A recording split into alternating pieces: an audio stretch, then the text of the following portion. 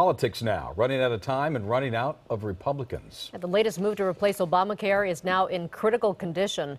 A key Republican senator said today she will vote no. And it appears President Trump does not have the votes to get this bill passed. KCAL 9 political reporter Dave Bryan here now to show us what options the Republicans have at this point. Yeah, well, not many. Let's say that door is closing. It's not completely closed yet. There appears to be only one option right now, and that would be flipping one of the no-vote senators to a yes vote, which may be easier said than done.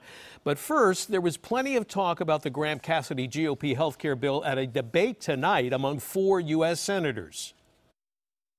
Give Alaska a chance to do what makes sense for Alaska. If that's radical, God help us all. At a health care plan debate on CNN Monday night, the authors of the Graham-Cassidy health bill defended that bill, which is on life support in the Senate and which was criticized by Minnesota Democratic Senator Amy Klobuchar and independent Vermont Senator Bernie Sanders, who's proposing a single-payer health plan. Sanders quoted Graham's best friend in the Senate, John McCain, in criticizing the Graham-Cassidy bill. How could anybody support a process where you're dealing with 1/6 of the American economy? You had one hearing today. We still don't have a full CBO report.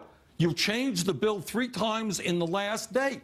No sane person thinks that this is a process to deal with one of the major issues facing this country. I talked to 10 different Democrats, and know how many decided to help me?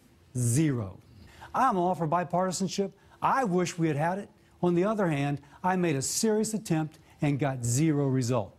At some point, you have to work for those families that can't afford their premiums, even if the other side will not help. The debate comes on the same day a 3rd Republican senator, Susan Collins from Maine, announced she'll be voting against the Graham-Cassidy bill for 3 reasons. She says both versions of the bill make sweeping changes and cuts in the Medicaid program. Second, both bills open the door for states to weaken protection for people with pre-existing conditions, such as asthma, cancer, heart disease, arthritis, and diabetes.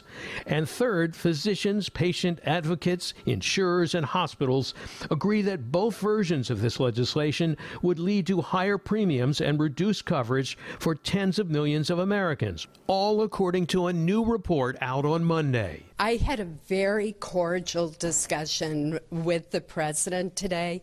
I'm not going to go into the details of the conversation, but it was completely cordial. I appreciated their input. It's just at the end, I can't support this bill. Collins said she waited to announce her no vote until she heard from the Congressional Budget Office, which released a preliminary statement on Monday that millions fewer people would have comprehensive health insurance over the next decade under the Graham-Cassidy plan.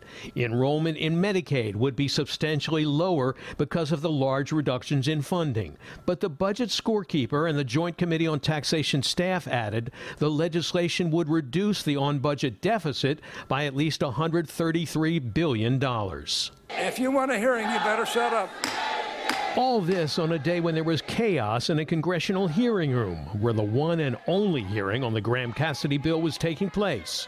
And there was plenty of drama as Capitol Police carried out some of the disabled protesters pleading with Congress to keep Medicaid the lifeline for many of them. We just want them to kill the bill. Senators Lindsey Graham and Bill Cassidy defended their bill in a room that was filled with protesters. The governors are excited about it.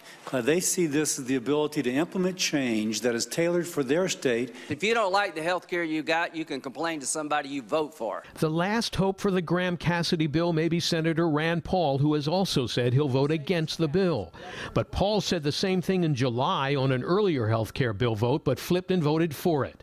At the Capitol on Monday, Paul outlined a series of changes that he says could get him to vote for the latest version.